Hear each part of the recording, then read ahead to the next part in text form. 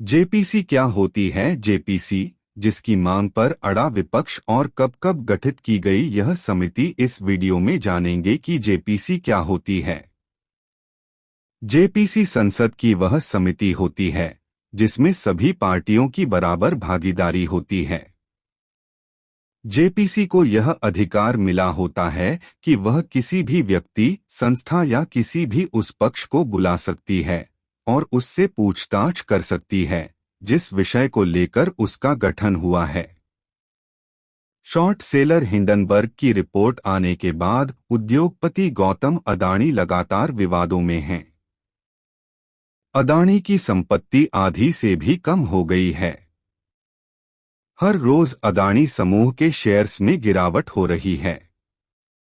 उधर देश की मुख्य विपक्षी कांग्रेस समेत 13 विपक्षी दल इसे घोटाला बताकर संयुक्त संसदीय समिति यानी जेपीसी से जांच की मांग पर अड़े हैं।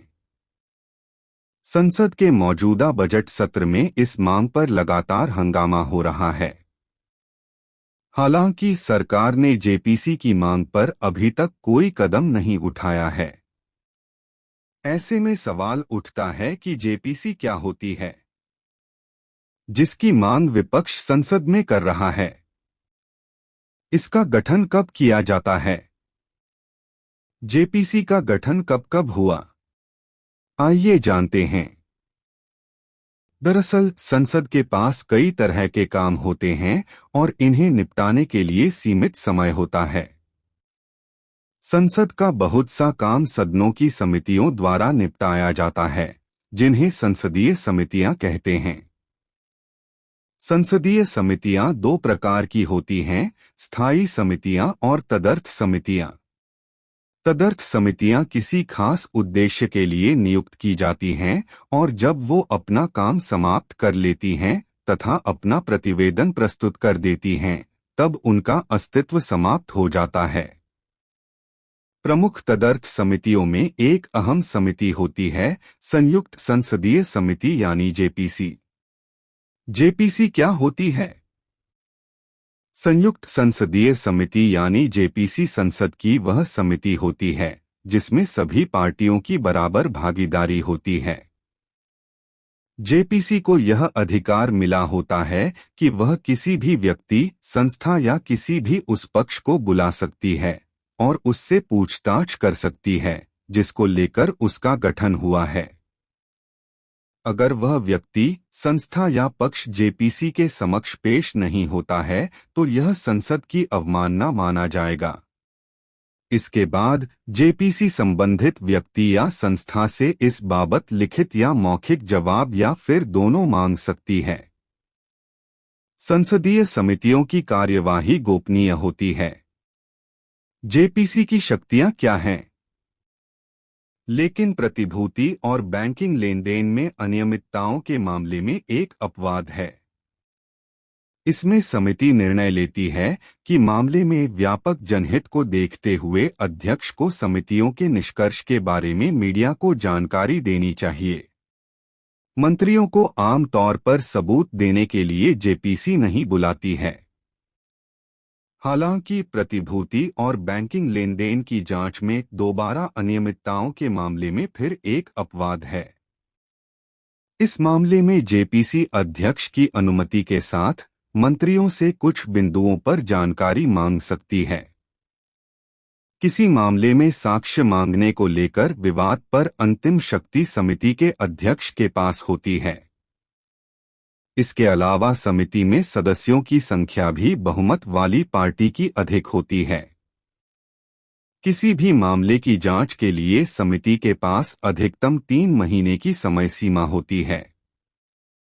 इसके बाद संसद के समक्ष उसे अपनी जांच रिपोर्ट पेश करनी होती है।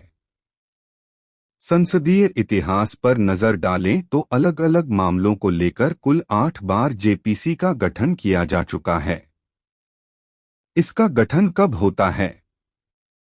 संयुक्त संसदीय समिति का गठन तब होता है जब प्रस्ताव को एक सदन द्वारा अपनाया जाता है और दूसरे सदन द्वारा इसका समर्थन किया जाता है। जेपीसी के गठन का एक अन्य तरीका भी होता है। इसमें दोनों सदनों के दो पीठासीन प्रमुख एक दूसरे को पत्र लिख सकते हैं, एक दूसरे से संवाद कर सकते हैं और संयुक्त संसदीय समिति का गठन कर सकते हैं। जेपीसी का गठन कब कब हुआ? सबसे पहले जेपीसी का गठन साल 1987 में हुआ था, जब राजीव गांधी सरकार पर बोफोर्स तोप खरीद मामले में घोटाले का आरोप लगा था। टाइम्स दूसरी बार जेपीसी का गठन साल 1992 में हुआ था, जब पीवी नरसिंह राव की सरकार पर सुरक्षा एवं बैंकिंग लेनदेन में अनियमितता का आरोप लगा था। तीसरी बार साल 2001 में स्टॉक मार्केट घोटाले को लेकर जेपीसी का गठन हुआ था। चौथी बार साल 2003 में जेपीसी का गठन भारत में बनने वाले सॉफ्ट ड्रिंक्स और अन्य पेय पदार्थों में कीटनाशक होने की जांच के लिए किया गया था। पांचवीं बार साल 2011 में 2G स्पेक्ट्रम घोटाले की जांच को लेकर जेपीसी का गठन हुआ था। छठी बार साल 2013 में वीवीआईपी चॉपर घोटाले की जांच को लेकर जेपीसी का गठन हुआ। देश में मोदी सरकार आने के बाद पहली बार 2015 में भूमि अधिग्रहण पुनर्वास बिल को लेकर जेपीसी का गठन किया गया। साल 2016 में आठवीं और आखिरी बार एनआरसी मुद्दे को लेकर जेपीसी का गठन हुआ था। अगर आपको यह जानकारी अच्छी लगी तो हमारे चैनल जीवन परिचय को सब्सक्राइब करें और लाइक करें। अगर आप हमें फेसबुक पर देख रहे हैं तो फॉलो जरूर करें। अब मिलते हैं ऐसी ही जानकारी के साथ अगले वीडियो में।